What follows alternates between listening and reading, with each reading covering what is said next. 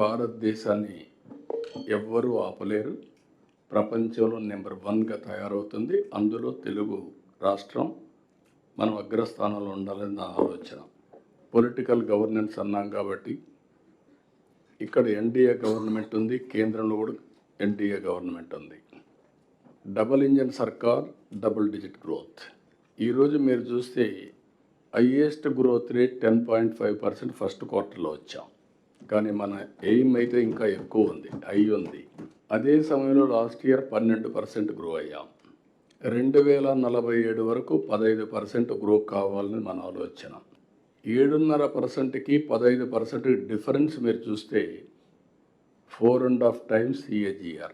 మామూలుగా గ్రో అయితే మీరు ఒక 10 లక్షల రూపాయలు పర్ క్యాపిటల్ ఇన్కమ్ వస్తే, అదే మీరు 15% గ్రో అయితే 45 lakhs వస్తుంది.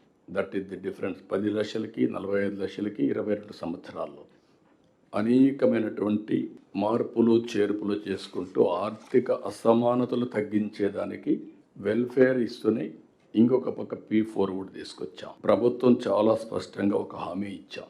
అభివృద్ధి చేస్తాం, సంక్షేమ కార్యక్రమాలు ఇంకా మెరుగ్గా చేస్తాం, అందరినీ సాధికార వైపు తీసుకెళ్తామని చాలా స్పష్టంగా హామీ ఇచ్చాం.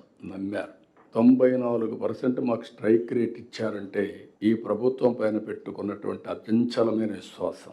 ఆ విశ్వాసాన్ని మేము మళ్ళీ తిరిగి నిలబెట్టుకోవాలంటే ఎన్డీఏ కూటమి, నేను కానీ పవన్ కళ్యాణ్ గారు కానీ మేము అందరం దీన్ని ఎప్పటికప్పుడు పర్ఫార్మెన్స్ చేస్తే తప్ప ఇది సాధ్యం కాదు. ఆ పర్ఫార్మెన్స్ చేయడానికే ఈరోజు మీరు చూసినప్పుడు మంత్రులు ఎంత పని చేసినా అధికార యంత్రాంగం కూడా దీన్ని ముందుకు తీసుకుపోయే పరిస్థితి రావాల్సిన అవసరం ఉంది.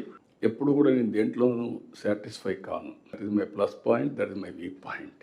ఈరోజు బాగుంది, బ్రహ్మాండంగా వచ్చింది, 10.5% వచ్చింది కాబట్టి ఇంక అయిపోయింది అనుకుంటే అక్కడి నుంచి నెక్స్ట్ మీటింగ్కి మీరంతా 4.5కి వస్తారు. I'm aware of that. అట్లా కాకుండా 15 ఎందుకు రీచ్ కాలేదు అనే దానిపైన నేను పరిశోధిస్తూ ముందుకు పోతున్నాను. ఏవైతే 10 ప్రిన్సిపల్స్ గవర్నమెంట్ ఒక ఐడియా పెట్టుకున్నాం.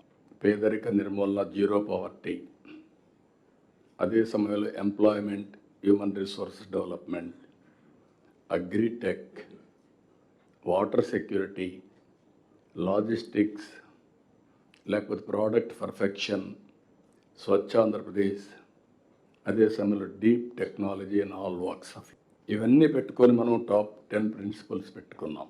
ఈ మీటింగ్లు కూడా అదే. మరి ఇంకొక పక్క గ్రీన్ ఎనర్జీ కూడా.